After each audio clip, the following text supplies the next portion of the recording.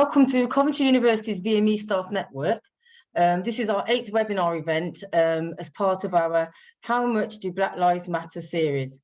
And it's also part of this year's Black History Month at Coventry University. Please note that this session is being recorded, so be mindful what you say if you get an opportunity to speak later. Today's event is called Time for Change, Action, Not Words, with our returning and esteemed guest speaker, Professor Gus John. For those of you who don't know me, my name is Annette Hay, and I am the lead for the BME Staff Network here at Coventry University. And I would like to formally welcome everyone on behalf of the BME Staff Network to our first webinar after a bit of a hiatus. As usual, I'll try to keep this introduction brief so that we can use the time that we have to listen and then engage with Professor Gus John and others on some of the issues and points he will raise during his talk. But before I go any further, I just want to mention and acknowledge the video, the song and the person we just played, we just heard. So the song is called Stand Up, and it's sung by Cynthia Erivo, who is also the lead actress for the movie it's taken from, which is called Harriet. Harriet is based on a real life character and true events. Harriet's full name was Harriet Tubman. And Harriet not only escaped from years of her enslavement, she then went on to create what became known as the Underground Railroad. In brief, the Underground Railroad was a secret escape route to freedom for countless enslaved Africans under the direction and protection of Harriet herself. For many people, the enslavement of Africans ended a very long time ago, and yet Harriet herself only died in 1913. I mean, that's just 100 years ago, not that long ago at all. So for anyone who doesn't already know the story of Harriet Tubman, then I strongly recommend doing some research on her life story. You won't forget it, or you won't forget her. It's a story filled with pain, bravery, hope, and an intellectual understanding of what it means to be human and humane. And a story that has helped inform our current understanding of racism, discrimination, and activism, which is why I chose Harriet to open this webinar, because of who she was and what she represented. Time for change, action, not words. Where would we be as Black people if it were not for people like Harriet who lived those words? Time for change, action, not words.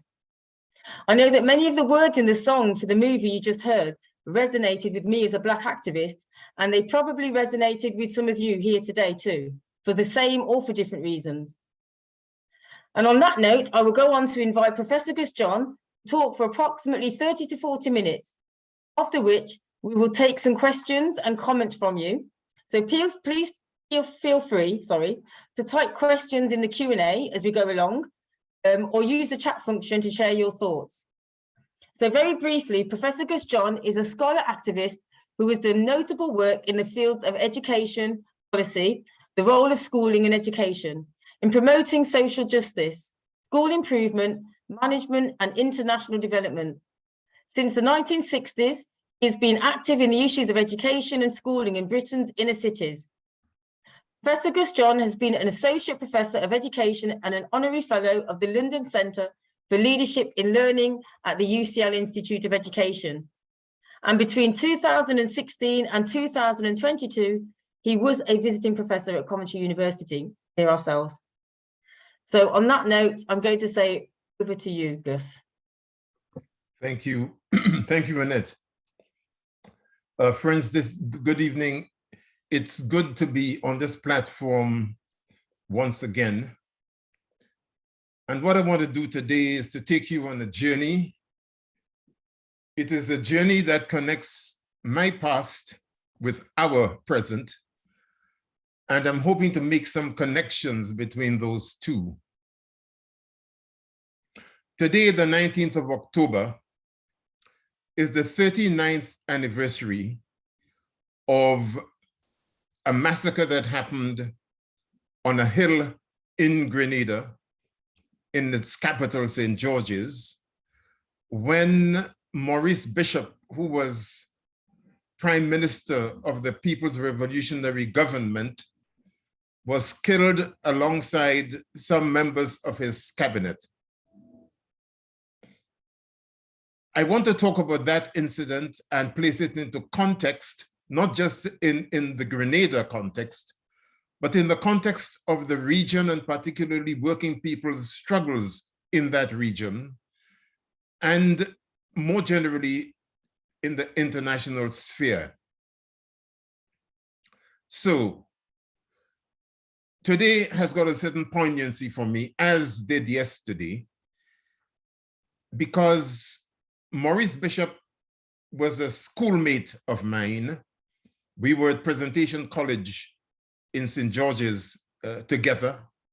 He 2 forms ahead of me. And he had also been involved here in England, here in London, in various struggles as we built the Black education movement, the Black supplementary movement, the Black resistance movement in Britain. He came to study law, and he was active with many of us in London before he went back to Grenada. My other connection with him is that his father, Rupert Bishop, worked with my father, Wilfred John, in Aruba in the Dutch West Indies in an oil refinery. The union organizer in that place was one Eric Gary, of whom I'd say some more later. And Gary organized the workers in that place, particularly migrant workers from across the Caribbean.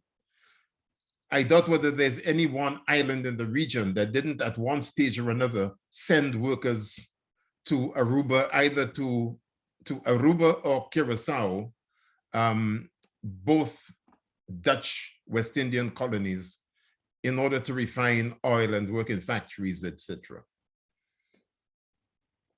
So Eric Gary was a work colleague of my father. He was also a work colleague of Rupert Bishop, Maurice's father, who also worked in that refinery. In 1951, my father returned to Grenada. I was 6 years old. And I came to understand as the years rolled on how people from those islands went abroad routinely to work. They sold their labor in places elsewhere than in Grenada. Some on the building the Panama Canal, some in the oil fields of Trinidad and Tobago, some picking fruit and doing other agricultural type jobs in the United States of America. So migration as migrant workers was something pretty well known to the Caribbean as a whole, including Jamaica, with links to Cuba, Costa Rica, and so on. And I say that at this point in order to emphasize that the decision of people to come here at the behest of the British government and work in factories and transport, health service, etc., was not a new phenomenon for them. And they certainly were not coming for adventure, as some would have us believe. And one of the reasons why they exported themselves to work in those places was because of Grenada's colonial past. The British colonial system created, as a result of the enslavement of Africans, the establishment of the plantation system in those islands, a reserve pool of labor which grew exponentially once slavery was abolished and the British dug up and left because it was no longer in their interest. It was no longer lucrative for them to stay in those islands. But they didn't just leave. They left colonial administrators working on behalf of the British Crown. So there was a Governor General in Grenada, as in those other islands, barring Trinidad and Guyana, which were republics. Barbados joined them recently. In those islands, there was a Governor General representing the Queen and effectively being the titular figure that worked with the colonial office and colonial administrators. So Grenada had two political parties effectively. Eric Gairy, on returning to Grenada, formed the Grenada United Labour Party, and that party organized sugar workers, sugarcane plantations, workers in cocoa plantations, and so on. As a leader, he was very popular. The other party was very conservative, the Grenada National Party. It was run mainly by very middle-class Grenadians, and there was a very real division within the society on class lines. The workers' movement cohered around Eric Gairy as the leader.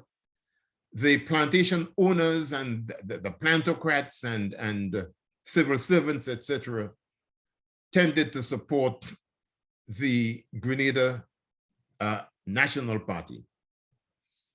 So those divisions were there constantly within the society. And I suppose you could liken those divisions to what is in this polity, with the conservatives on the one hand and labor on the other, and the liberals squeezed in between.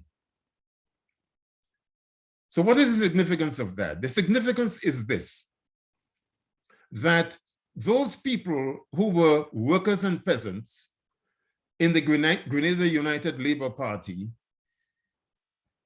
had a very clear view that they needed to oppose the colonial system. They needed to struggle collectively for bread, for justice, and for freedom.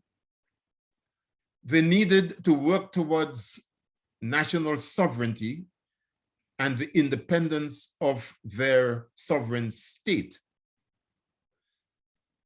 The others, on the other hand, were very happy to have the British not just hang around, but in charge of their lives and in charge of the country. So there was an ideological divide in terms of labor and capital capital entrepreneurs. The island was serviced in terms of housing, merchandise, whatever, mainly by Syrians, Chinese, and people from Portugal. There were some, but not many, local African Grenadians in commerce and industry, such industry as there was in Grenada.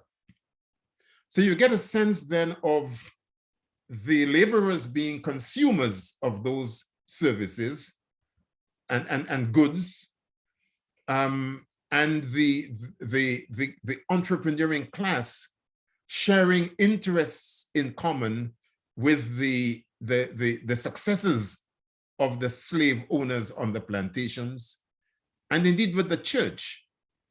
The Anglican Church typically was the church that the merchants, the industrialists, etc., attended. The Roman Catholic Church was the church that the workers and peasants attended for the most part. And so there were those divisions which played themselves out in all kinds of ways, especially electorally. So what is the significance of all of that for Eric Gairy? Gairy became the leader, as I said, of the workers and peasants in the Grenada United Labour Party. He was very popular. He could depend upon workers to vote him in at general elections. He was corrupt. He bought votes. And over time, he started to be very tyrannical. I think the man at some point modeled himself on Duvalier in Haiti, Papa Doc, and used his tactics so that while Papa Doc in Haiti had the Tonton Macouts, in Grenada, Eric Gary assembled a body of people called the Mongoose Gang. They were intimidating, they were brutal, they were murderous.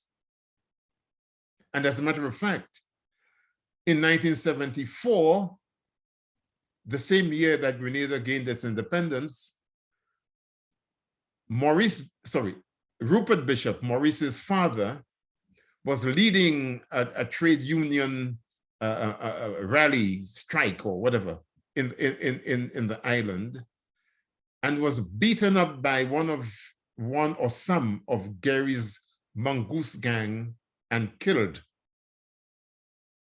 So when in 1979, the revolution came, and I'll say a bit more about that in a minute,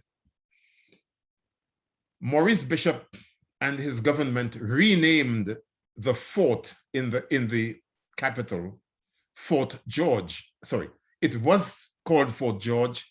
They renamed it Fort Rupert in memory and in honor of his father, whom they saw as a martyr to Gary's tyranny. So what was the revolution about? As I said, Gary was tyrannical. He terrorized all the people who did not vote for him or whom he considered to be against his policies, etc. He had these groups of people going around pretty much every parish in the country, terrorizing the population. And he committed, or they on his behalf, committed a number of murders, including a good friend of mine who was a Roman Catholic priest, and I studied with him when I myself was being trained for the Roman Catholic priesthood. He was bold, he was prophetic, and in his sermons, and indeed in his teachings generally, he called Gary and his regime to account.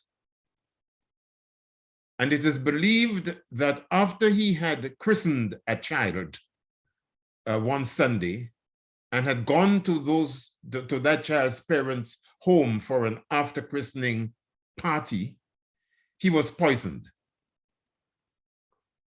So he, Father Irenaeus Alexander, was killed by Eric Gary and his Mongoose Gang.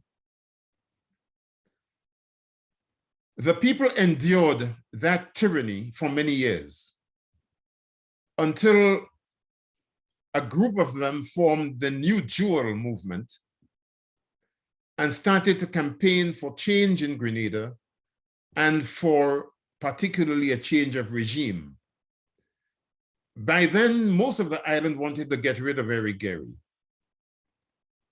Not only was he very murderous, he was totally unscrupulous and didn't really care who thought what about him. So that, for example, he became a champion of UFOs, and he saw them everywhere and thought that they would somehow come over and not just absorb Grenada, but the world.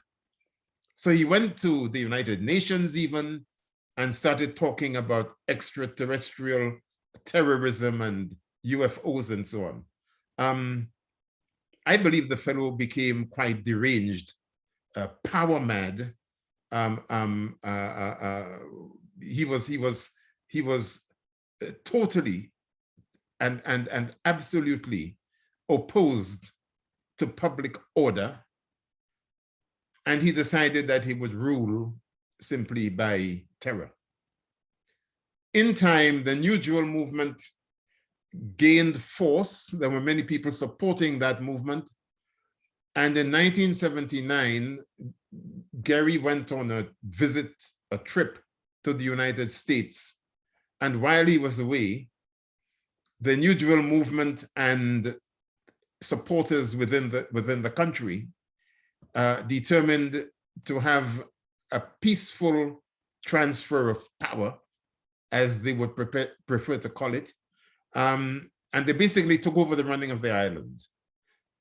One person resisted, even though he was told that it was all over and he should lay down his arms, and he was killed. But effectively, it was a bloodless revolution supported across the world, including by us here in Britain and in the United States, North America generally, and so on. And in this regard, let me say that the population of Grenada at the time would have been nearing 100,000. It's about 110, 115,000 now. But then there are more Grenadians, 3 times more Grenadians outside of Grenada than there are in the island itself. So Maurice Bishop and the revolutionaries had major support within these metropolitan countries. The revolution was popular for a whole number of reasons. Apart from the fact that the tyrant had been got rid of, they didn't kill him. He went into exile somewhere or other. People felt that for once, after the end of enslavement, they were in control of their own affairs. They were not answering to a colonial office in St. George's or anywhere else. The governor was himself under threat and asked for protection from the British Army and what have you. So they were prepared to go their own way without the Queen as the head of state, without the Queen's representative, the Governor General in the island, and so on. So they began to build institutions from the bottom.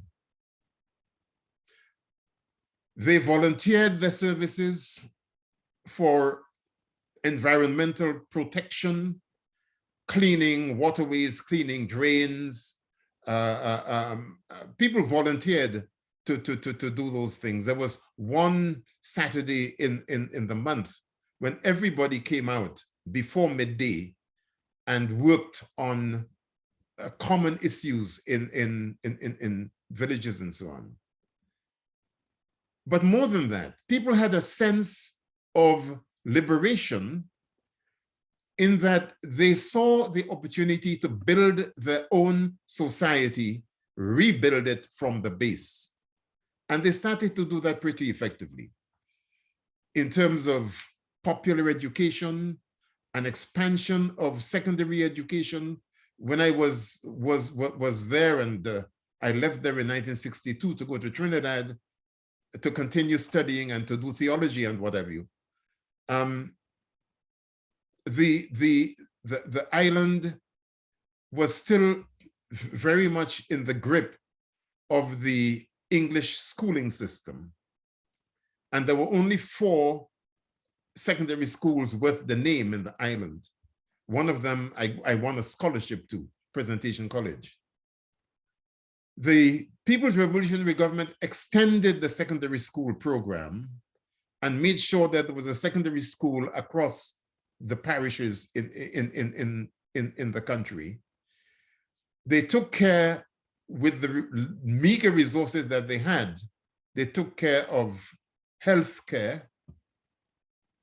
They ensured that there was a literacy program for older people, and they modeled their popular education program very much upon what Paulo Freire did in Brazil, what Amilcar Cabral had done in Cape Verde and the areas in Guinea and so on.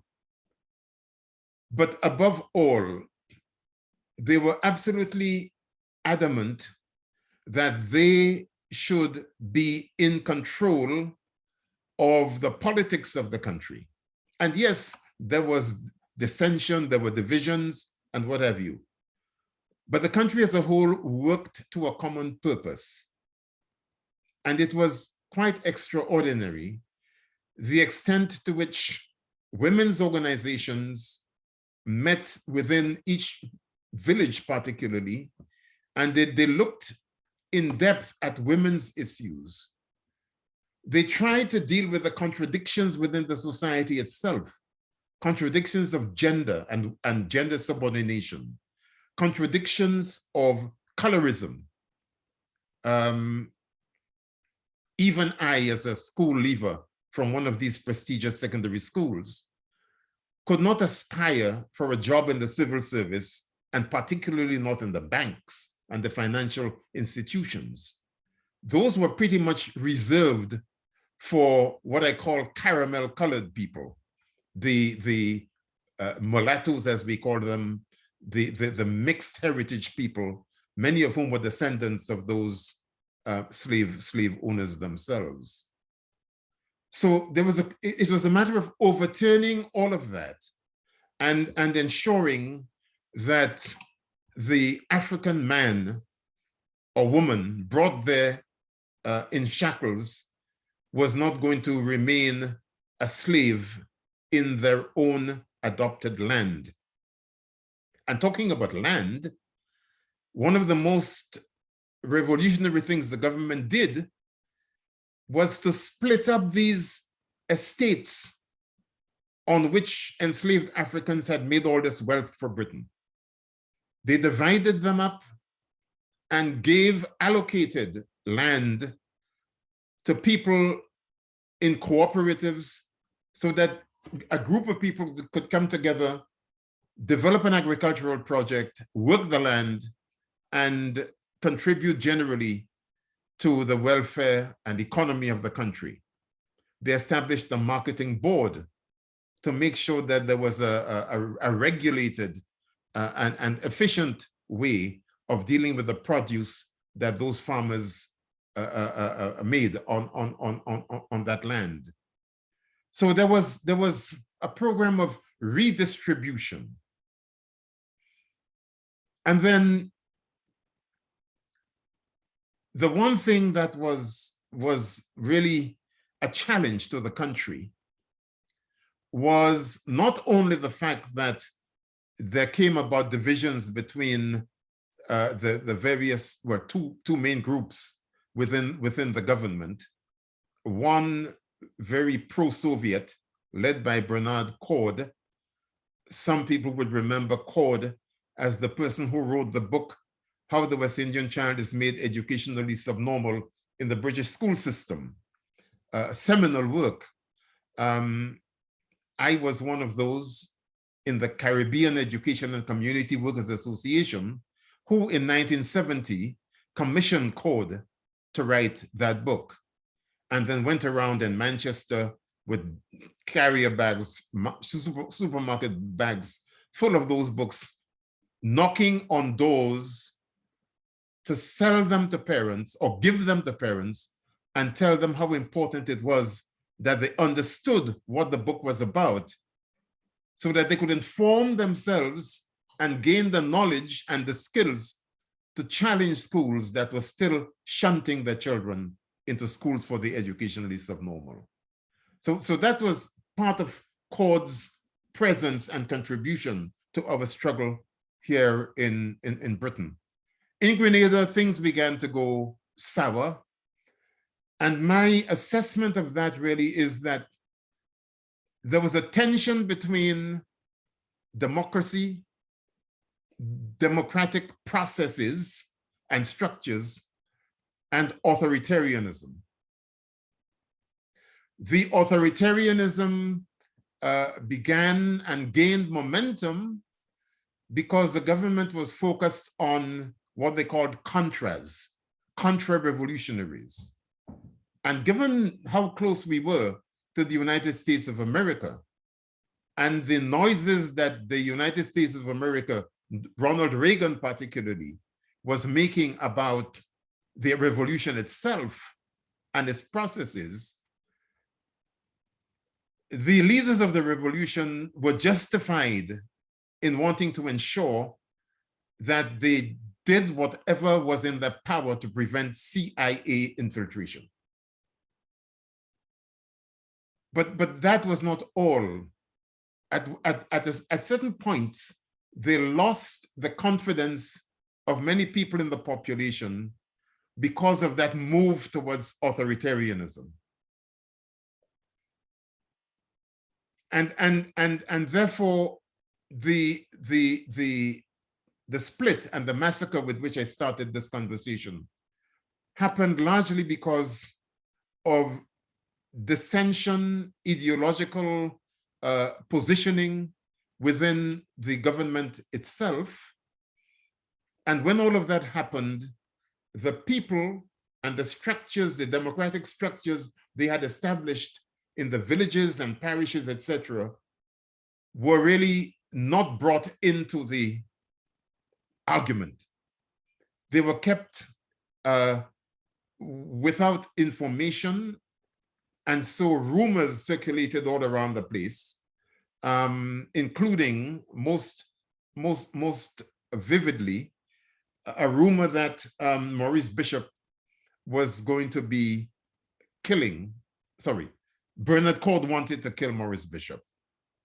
And all of that stuff was going on within the Central Committee of the People's Revolutionary Party and government.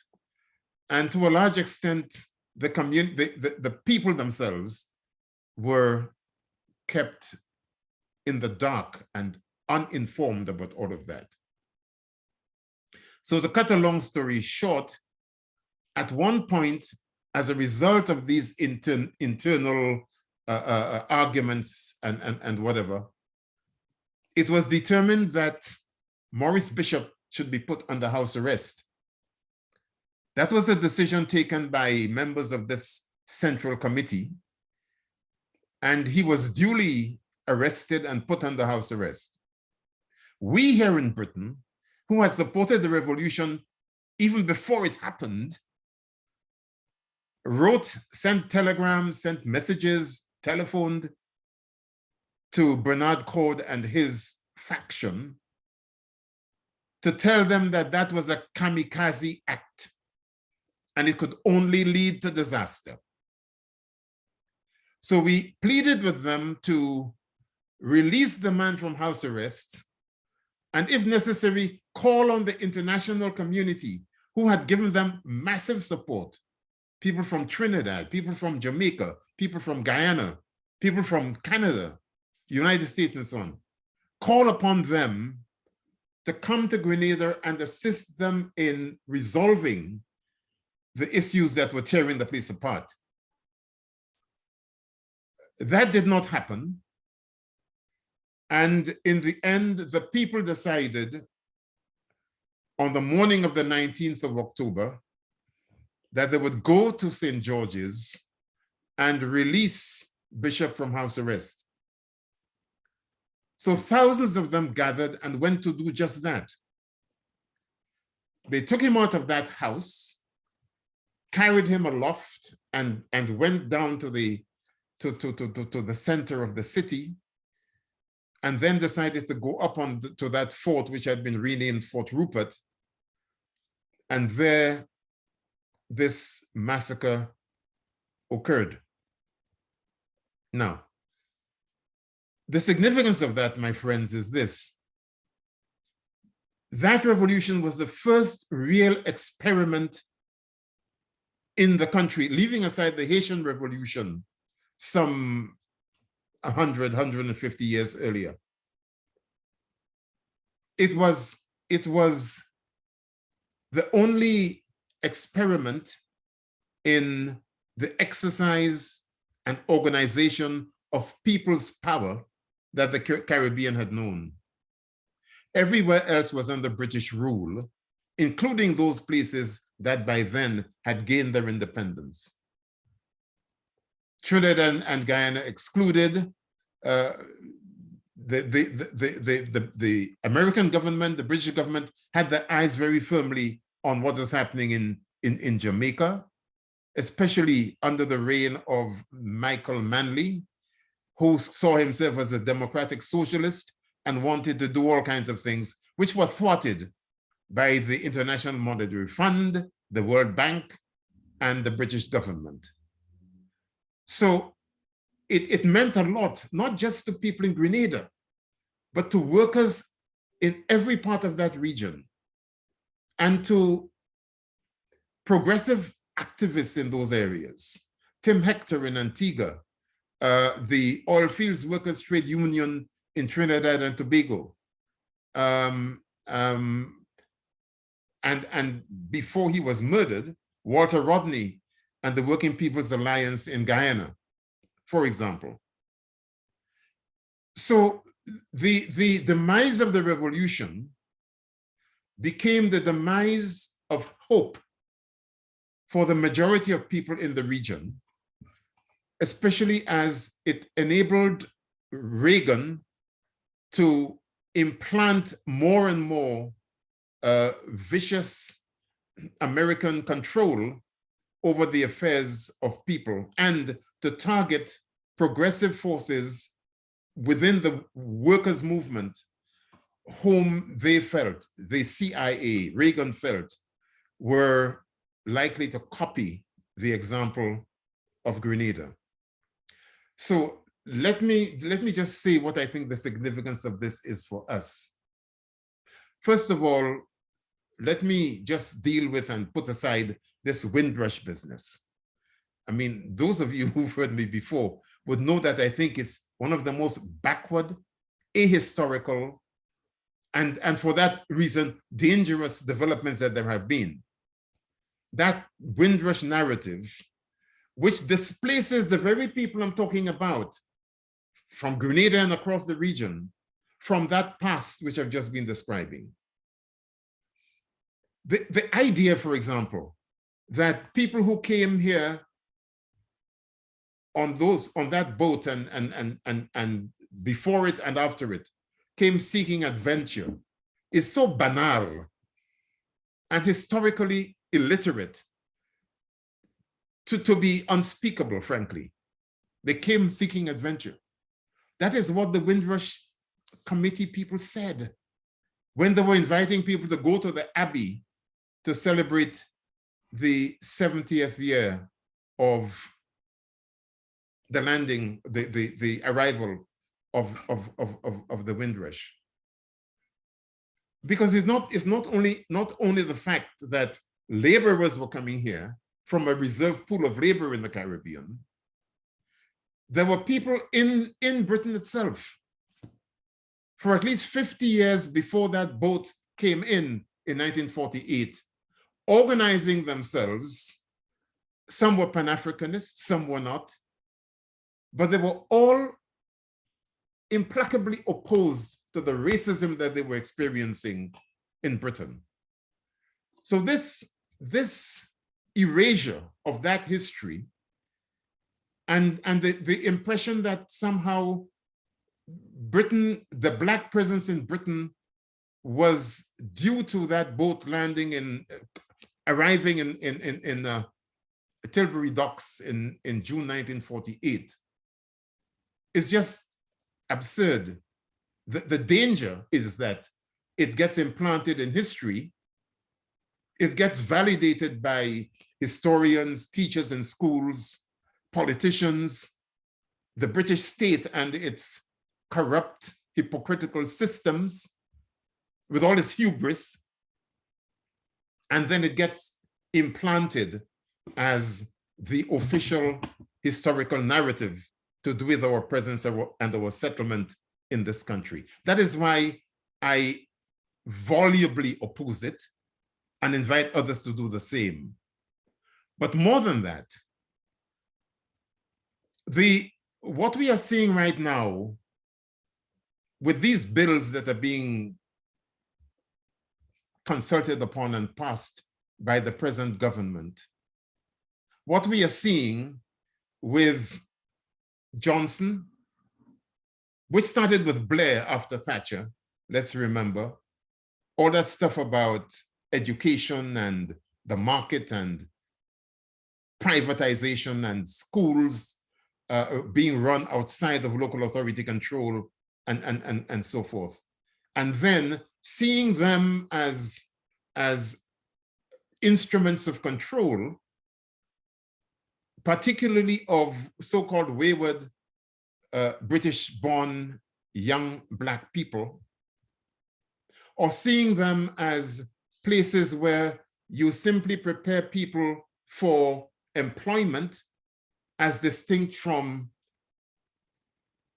gaining the skills and confidence to organize themselves for the betterment of their own lives and to make sure that they have more than just a voting presence in terms of the way in which their own communities are run. All of those things, and what we're seeing currently with that bunch of unrepentant neo-colonials, Kwarteng and Braverman and Patel and all of those damn dangerous people, that represents, for me, a shift, inexorable shift from democracy to authoritarianism. This state is becoming a very authoritarian state. And many of us are not waking up to that fact. So we believe that there is something intrinsically good and to our benefit in some of these proposals that are being made, whether it be about quelling protests or managing the way in which people organize labor, outlawing strikes or whatever else it may be. So it seems to me that if we have a concern about social justice, if we have a concern about human liberation, which in my view trumps any other kind of liberation, human liberation trumps women's liberation, African liberation, any form of liberation, unless we have a developed concept of and a belief in human liberation and what that must mean for us, then all of those divisions would continue to our peril. So I want to just make a connection between that past of mine in Grenada and my father's journey and what have you, the journey of people like him to places like this for labor, and my own positioning within the society right now as an activist and an unrepentant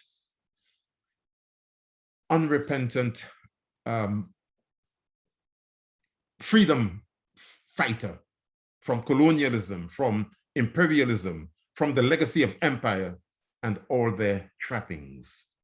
I thank you.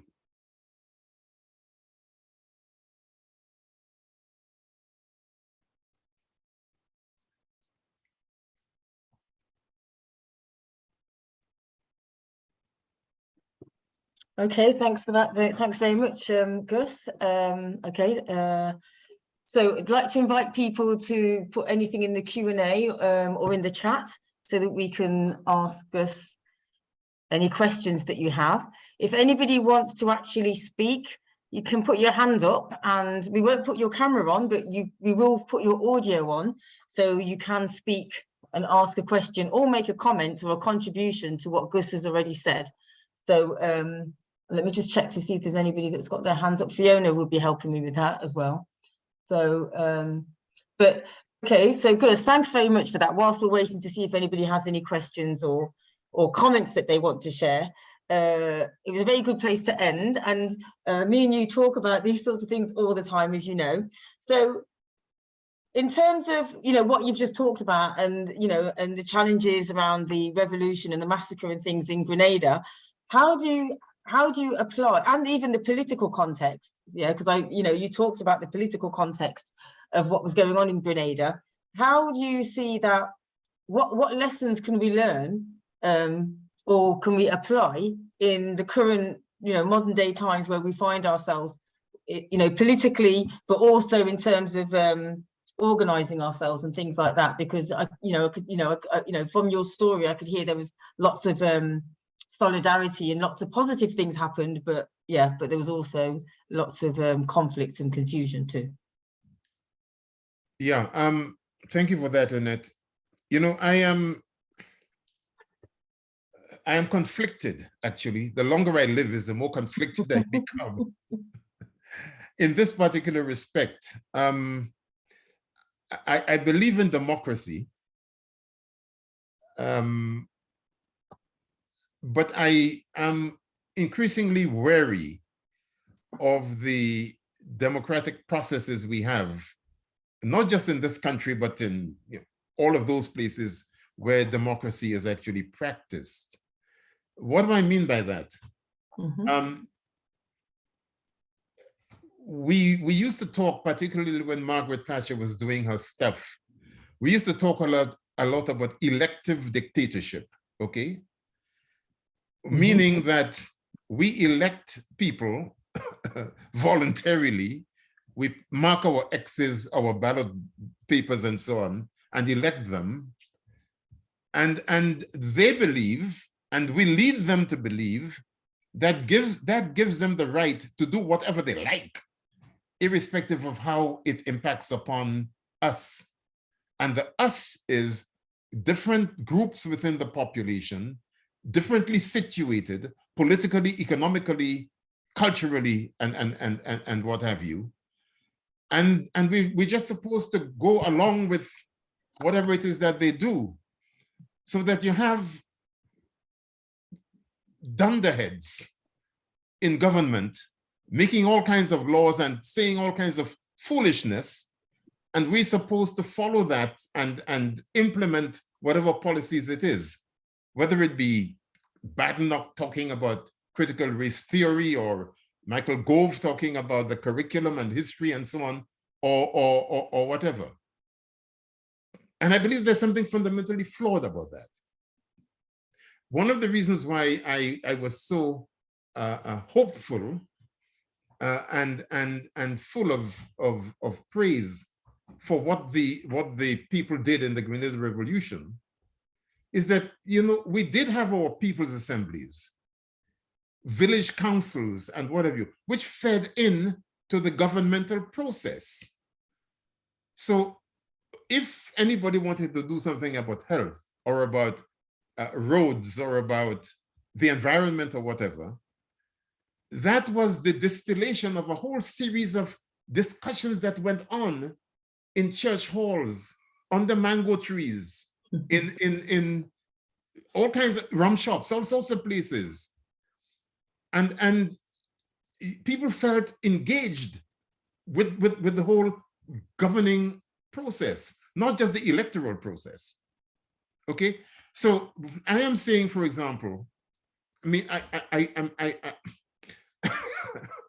I get more and more impatient the older I become, I promise you. And I feel I have a right to be impatient, right? So having been active on these matters since 1965, for Christ's sake, I am just bewildered by the extent to which we're pedaling backwards at a rate. And having all kinds of nonsensical people with nothing in their heads and no concept whatsoever of people's rights make decisions which erase our rights. And we are not collectively organized enough to do something about that. That's my point.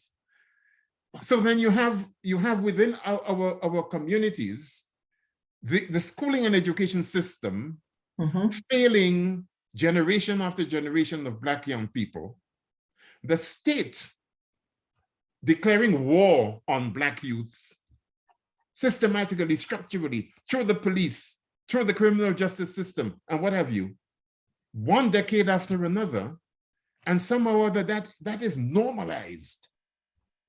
I was there, for example, such an epiphany when George Floyd was killed. So that in Britain, he was killed in Minnesota. In Britain, everybody woke up, universities, schools, everybody. They had their post-George Floyd moment. Some of them made these grandiloquent pledges and commitments, etc., in policies that they put out, which didn't mean a damn thing. Because 3 and 4 weeks later, they reverted to what they were doing before George Floyd died, right? And my point is this: by refusing to understand the connections between things, we normalize the fact that practically every week a Black person dies in custody at the hands of the police. There's going to be a march coming up soon of the United Friends and Families annual event, and each year the roll call gets longer in terms of people dying. And it is as if the police have authority to engage in extrajudicial killings of Black people, especially when they have mental distress. And the society just normalizes that kind of stuff, right? So, so what I'm saying is that it is very important for us to understand the limits of government in the way that it's being practiced within this society, and believe in our capacity to act collectively to bring about change. And that we don't do enough of. Amen to that, Gus. Right, so thanks for that. So I know, Fiona, you say there's a couple of questions that you've got. Yes, thanks, Annette. Thanks, Gus. A question that's in the Q&A, thanking you first of all, Gus, for an enlightening perspective. The question is, how is it that other nations, especially on the continent, are mute about this for ever so long? If I hadn't attended, he said, I wouldn't have known. Mute about what in particular? I think the revolution, what you just talked about, and all the kind of activism. Yeah, well, yes. I mean, I can empathize with that.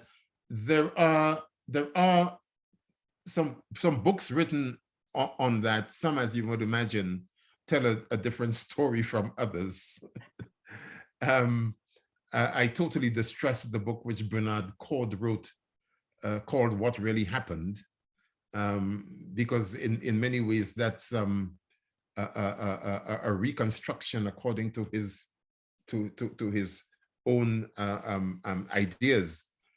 But having said that, there are some quite important, I don't have all the titles in my head, but there are some quite important texts which, as I try to do in this talk, in addition to looking specifically at what happened in Grenada, raises the bigger, if you like, global, regional and global issues in terms of governance, people's power, and what have you. And I think it's important that we understand that, because I mean, Grenada was a small place, as I said, you know, population perhaps of Islington or something. But nevertheless, what happened there was historically very, very significant. And it's the kind of thing that somebody like C.L.R. James would have wanted to identify with totally. So do you think, Gus, you know, just for me to follow up on that, so, you know, because I don't know who wrote the question, but I'm just wondering if they're thinking, is there some kind of hidden agenda why we don't know about this history and other similar such, uprisings, for example, sort of thing? Yeah, why isn't it that, you know, and he said, especially on the, or she said, especially on the continent, you know, why is nobody speaking up about it or sharing this? And it goes back to what you were just saying as well about the curriculum and things like this, that, you know, what gets in the curriculum. Well, yes, I mean, it's an important question, really. But and in fact, the answer is not too difficult to grasp, which is, if we look at the history of those countries here in Europe, and indeed, if we look at the evolution and embedding of colonialism on the continent of Africa itself, you see endless examples of people doing the complete antithesis of what that Grenada Revolution was about. Exploitation, containment, erasure of people's history, spiritual traditions, and so on and so forth. I mean, Europe, not just Britain, has got a pretty sordid history when it comes to its engagement, particularly with people from other parts of the world. Algeria, and the work that Frantz Fanon did in understanding the relationship between France and Algeria. The Portuguese in Cape Verde Islands and Guinea-Bissau, all of them, you know, their hands are dripping with blood, for God's sake. And they want to keep people in those subjugated positions because it is in their interest to do so. You know, you go and you export capital from Europe to those places. You have cheap labor. You do not enable people there to empower themselves and have the kind of, you know, refineries or whatever it is that could make the most of the natural assets that they've got. So it's always about pillage, privacy, theft, even of those objects that are in museums and so on around Europe. It's theft, yeah? And there's a pattern to all of that. And there's a pattern which is, if you like, regulated by, predicated upon capital expansionism. And never mind China and the communists in China, etc. That's happening right now in different parts of the world, including in Little Grenada. You know, Chinese hotels and people buying up huge swathes of beachfronts where local people aren't allowed to go to, and so on and so forth. And I mentioned in relation to Grenada that this is about land and land distribution. I mean, the land issue is very important, and what we have there now is a total reversal of all of that, in the sense that these governments, Grenada, Antigua, St. Vincent, God knows who else, have now got this pretty despicable program called citizenship by investment. So some deep-pocketed, high-worth individual from anywhere, including Russia, could go down there, show that they've got $200,000 US, and that they would invest in the place for 3 years or whatever it is. And then they get a passport, a Grenada passport, that would entitle them to travel to 193 countries around the world. They are not required to go to the island except once every 5 years. And yet they could purchase huge swathes of land. Now, the government says, unless they do that, climate change is basically torpedoing their tourist industry every so often, and they need to be able to pay teachers, health service workers, etc. And therefore, they need that kind of revenue from these high-worth people. But what it's doing is it is reinstating colonialism, if not blooming enslavement, because those people don't have an interest in enabling local people to own anything. Okay, Gus, I think Fiona's got another question, if you don't mind. Sure. Yeah, thank you. So this question was around the Windrush, and the question was, are there any specific articles, books that you would recommend that discusses the importance of not accepting Windrush as the start of Black presence in Britain? That's, of course, Gus, in addition to you listening to you and reading your articles. Well, yes, I mean, without being immodest, I am still to write them. There aren't many that I know of that deal with the matter directly, some indirectly, but it's a very important question, actually, and you know, I've written, as you know, I've written various articles, and there would be a huge section of an upcoming book of mine that is going to deal with that matter. But it does require, in my view, not just books, but media outlets, radio programs, journalists, etc., to be asking questions about all of that stuff. I mean, the ease with which the British government managed to get Floella Benjamin, Baroness Floella Benjamin, and all kinds of people to put up that statue in Waterloo Station that depicts us and our journeys to this country is really quite incredible. And I mean, the problem is that 2/3 of the Black population in Britain, the Caribbean population in Britain, don't know anything about it. So you have these systems of power and control and what have you going on without there being a discussion amongst people about the appropriateness or otherwise of those things. Okay, thanks very much for that. Okay, please, like I said, feel free, everyone, if you do have a question, you can ask it. Like I said, you can put your microphone on if you put your hand up, or put something in the chat or in the Q&A. Otherwise, I will continue to ask a few questions. I mean, Gus, you talked about, when you talked about the contribution to, well, first of all, when you were talking about the revolution in Grenada and some of the activism, and you talked about how it was kind of reciprocal in the Grenada was actually supporting some of the activists and the work that was happening in the UK. You also talked about the fact that there were like 3 times or something like that as many Grenadians outside of Grenada.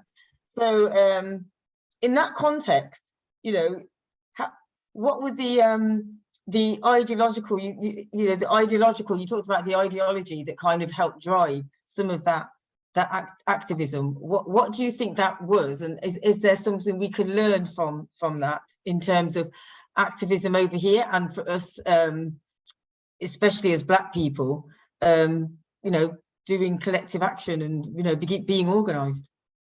No, I think you're absolutely right. There is a lot we can learn from it, and I mean, let me be true to history and acknowledge that we didn't simply come here and moan and suffer in silence. We organized ourselves. We built our institutions. I started the first supplementary school in Oxford in 1965. Mainly for the children of car workers who were working in the Austin and Morris car plants in East Oxford, Cowley and Blackwood Leys, and their mothers or whoever, the women who were working at the 2 teaching hospitals, the Churchill and the Radcliffe. And even as a 20-year-old in 1965, who had myself only come to the country 1 year earlier, I was so utterly scandalized by the way in which Black children were being treated. I mean, I came from a village, for Christ's sake. My father was totally illiterate. He was functionally illiterate until he died. But he was one of the most amazing human beings I came across.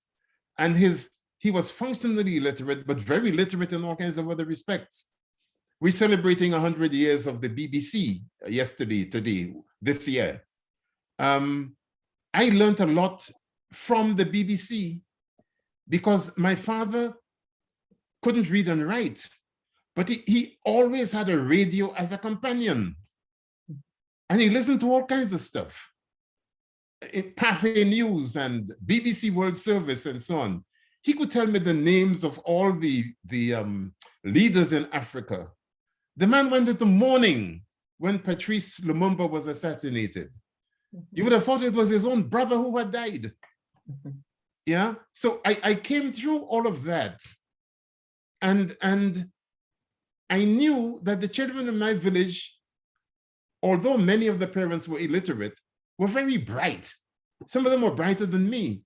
I managed to win a scholarship to go to my secondary school. Many of them didn't, and the parents couldn't pay for them to go to secondary school. Total waste of talent.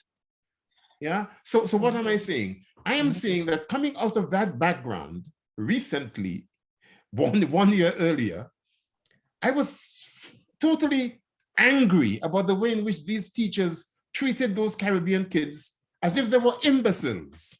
And when they were from Jamaica and they spoke the Jamaican language, which they used in their own homes, they were pilloried even more. They're speaking bad English. The accent is horrible, all kinds of things. And these teachers were totally unashamed to display their blooming ignorance, right?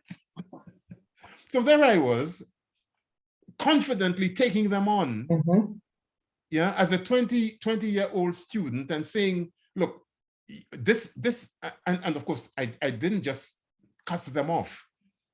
I said, there are ways of dealing with this. And I got the books. Frederick Cassidy's Jamaica Talk and the Dictionary of Jamaican English and so on. And went through, I started to do all of these professional development sessions for teachers so that they could have a more positive attitude towards the home languages of those children, towards the children's ability. And it was a time when, yes, they were being wrongly assessed and sent to ESN schools and so on. So my point is this: we as a Black community, to use the shorthand, have been remiss in our own efforts. Yes, we started our supplementary schools. Yes, John LaRose started New Beacon Books, Jessica and Eric Huntley, Bogle Literature Publications, and so on. And they were not just selling books. They informed many generations. They informed our political resistance. But then we, at a certain point, I suppose it happened gradually, we became very comfortable. And we allowed the schools to do what they like without that same degree of community organization to hold them to account. And that's what we need to return to. Okay, and on that point, right, so anybody that knows me, I mean, I don't know if this is even appropriate to say on here, because I'm always talking about revolution. I'm always saying, like, I feel like as Black people, we need a revolution, and, you know, and I don't necessarily mean that means, you know, bringing up, you know, arms, but I do feel it's something of that magnitude. So I was interested when you said that there was a bloodless revolution in terms of the, you know, in Grenada, you said there was an element that there was a, you know, when it happened, it was bloodless. So in terms of what's happening now, in terms of we're in the UK, where the Black community is, whether it's in terms of education, policing, higher education, health, you know, you name it, you know, we're still finding ourselves being, you know, discriminated, excluded, etc. How do you think, you know, do you think that it is something like a bloodless revolution of sorts that we need to have in order to, you know, because it's time for change, and we say it's action, not words, you know, so how do you think that might, you know, apply or play out in the UK? Well, you asked a very important question. And on that score, I have to tell you, I am not over hopeful. Not only because it is Britain, but because we ourselves, the othered, the minoritized communities, as they call us, haven't really got our act together too much around those things. There was a time when I was more hopeful. There was a period when I and others worked very closely, for example, with Jagmohan Joshi of the Indian Workers Association. Recently, after Joel, who succeeded him as head of that thing, passed on a couple of weeks ago. And in that period, we as African people in Britain didn't make a distinction between the struggles of Asians in the imperial typewriter strike in Leicester, or the Mansfield hosiery strike, or particularly Grunwick, because those were about Black workers, Indian women, Pakistani women, whatever it is, Black workers asserting themselves in defense of rights and their due entitlements. And they were also asserting themselves against the racism within the trade union movement itself. And we had to do similar. So there was a greater degree of, what should I say, class solidarity amongst us. And we did not allow religion or ethnic background or whatever to be erecting boundaries between us and what we had to do in the face of a common enemy, so to speak. And then, of course, you know, I've been here for long enough to see people start talking about black and brown and all kinds of, you know, I would be very surprised if some people don't begin to call themselves green, for God's sake. Now, it is stupid, it is backward. Okay, so what am I saying? I'm saying that we need to rediscover ways in which we can use our power collectively while understanding our differences. There are issues of faith and religion within populations from the Indian subcontinent, which we don't have to contend with in Caribbean communities. Okay, there are those who are born again or born against, as I call it. There are those who are Pentecostal, who are Methodist or Roman Catholic. Those denominations. Okay, but that doesn't really get in the way over much of our collectivizing and taking action in relation to common issues such as policing, such as mental health, such as the health service, and so on.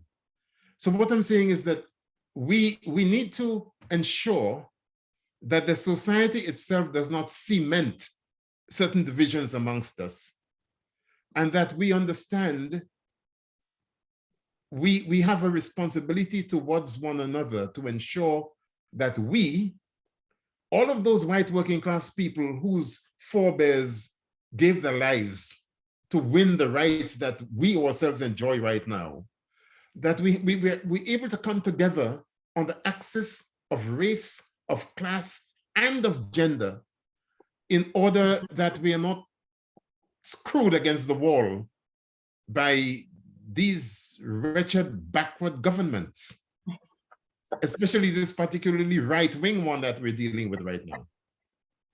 Okay, okay, don't hold back, Gus. So we've got Fiona now that's got another question. Yes, Annette, and sorry, just before we go on, Gus, just to let you know, there's only 10 minutes left. So if you can spend like 5-6 minutes or whatever to answer this question maximum. Okay, that's telling you, Gus. Okay, so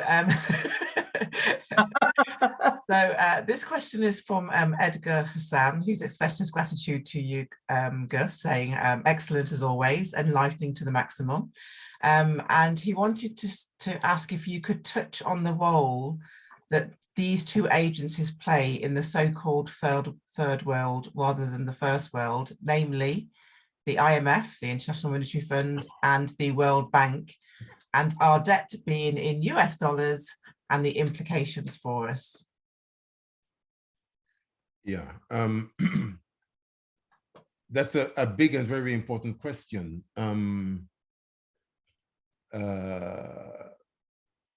I have never felt that either of those two institutions work in our interest.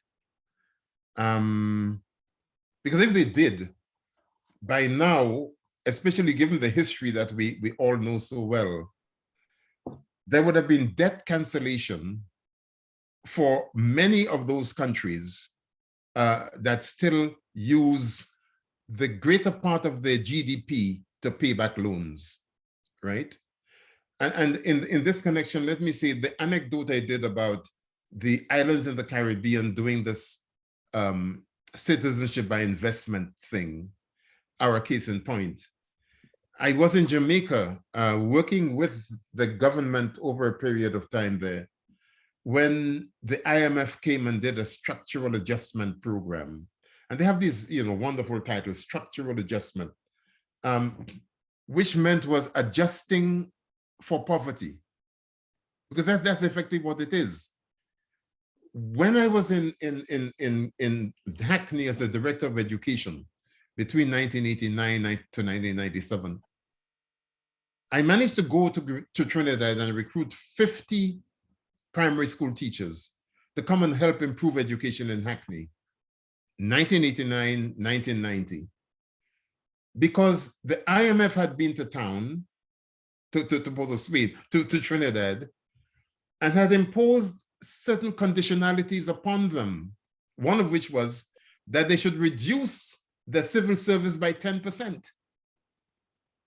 So the government was retrenching, as they called it, loads of very capable teachers, sending them home, allowing those who were married or about to get married to leave because of marriage and all kinds of things.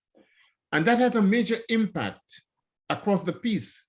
It had a major impact on schooling and education. It had a major impact on health provision, particularly. It had a major impact on care and social care for the elderly. It was ruinous, actually. And to a very large extent, what that resulted in was more and more dispossession of the working class, commensurate with that, more and more crime, more and more imprisonment, more and more extrajudicial killings by the Jamaican police and so on.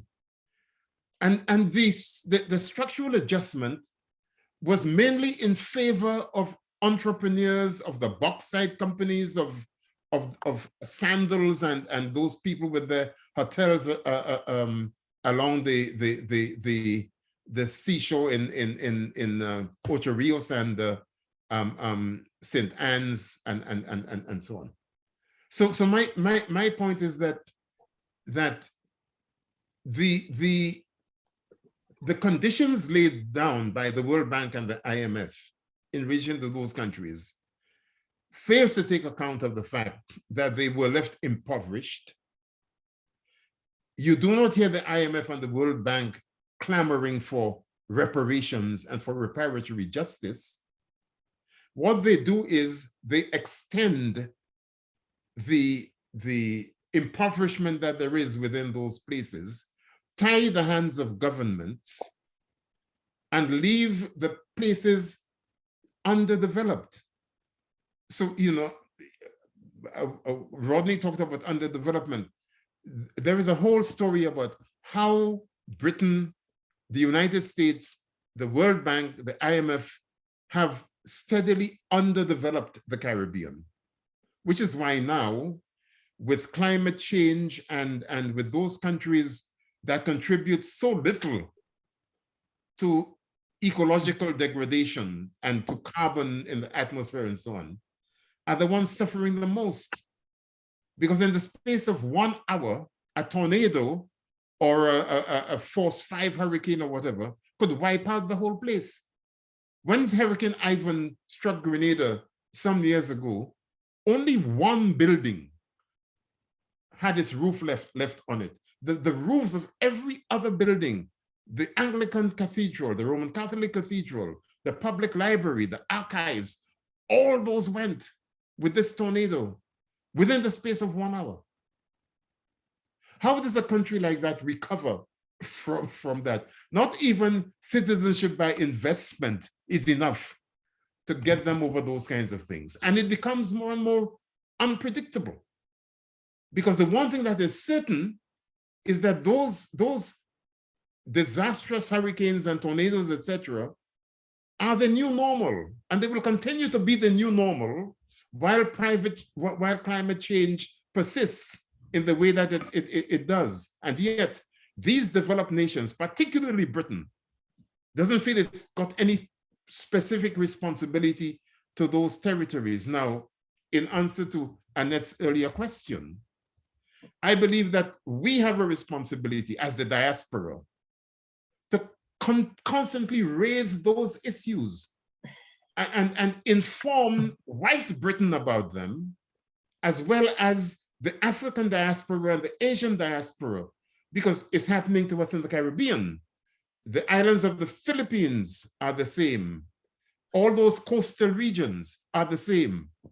So there needs to be a resetting of the relationship between global money, the IMF, World Bank, and those places. And in order to do that, one's got to focus upon dismantling capitalism.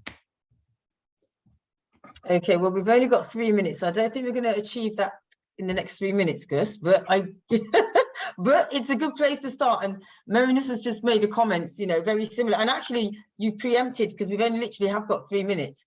But I was going to ask you, actually, you know, in this, you know, in the spirit of trying, you know, ending this work, you know, this webinar with maybe, you know, a bit of hope, you know, not let's say positivity, but what do you think that we can do now in the UK in terms of, you know, working amongst, you know, I mean, you're talking about Black as in the, you know, the political Black communities, but also the diaspora, because I do feel like, and I'm sure you do as well, that there are missed opportunities amongst the diaspora of Black people and Black communities, and I'm using the political term Black, as you have now, that we're not utilising in terms of the collective action. So what do you think we can do practically in 2 minutes? Yeah, what can we do? Apart from ending capitalism. Let me just share this. In spite of everything that I've said, and at my age, I'll soon be 78, I am hopeful. I'm hopeful because I see a generation of young people of Asian heritage, Asian broadly defined, African heritage, who are interpreting for themselves what their position should be in Britain, the place of their birth, okay? So while Britain and the little Englanders might want to continue identifying them with Grenada or Kenya or Uganda, Delhi or wherever, they themselves have got a very clear vision of the society that they want to build. And that's being articulated through their writing, their spoken word, their music, their engagement with art and creativity in the society. I believe that we need to encourage that.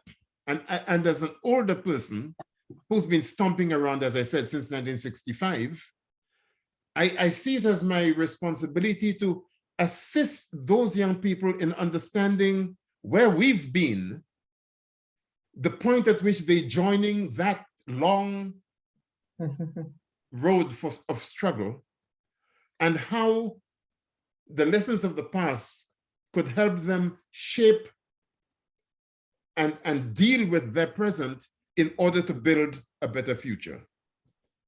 And so what you're talking about will happen and can happen in a whole number of different ways. Frantz Fanon said in The Wretched of the Earth, each generation has its own destiny to find and fulfill. And I believe that is absolutely right. And I give huge encouragement to those young people. I mentor at any one time about 8 young people, some of them 6th formers, some of them undergraduates and so on. Because I believe I have a historical responsibility to hand on and help people understand that journey that I've been a part of all these years, and help them make demands in terms of what the entitlement is on which they could build a better future in this place. Okay, well, thank you very much, Gus, and thank you so much for sticking to time. I do appreciate it. And thank you everybody who's attended and stuck with us for, you know, the whole hour and a half. I hope everybody's enjoyed it. We can do a silent round of applause because I know everyone's there, but I'm sure everyone's very grateful Gus, for you, spending an hour and a half and sharing your own experiences, your own, your own knowledge and experiences of the revolution, but also the work that we're still trying to do here. So thanks, Professor Gus. Thank you, Fiona, for helping in the background, and Kosa, who's left. Everyone, people have put your messages in there. Thank you, everybody. I do really appreciate you all coming. And we will be doing some more. This is the first one we've done for a while, but we promise to do some more soon. So do look out for future webinars. Thank you, everyone. Have a great evening. Gus, thank you. I really appreciate it. I'll speak to you soon. Thanks. Right, bye-bye. Bye. Bye. Stop recording, Fiona.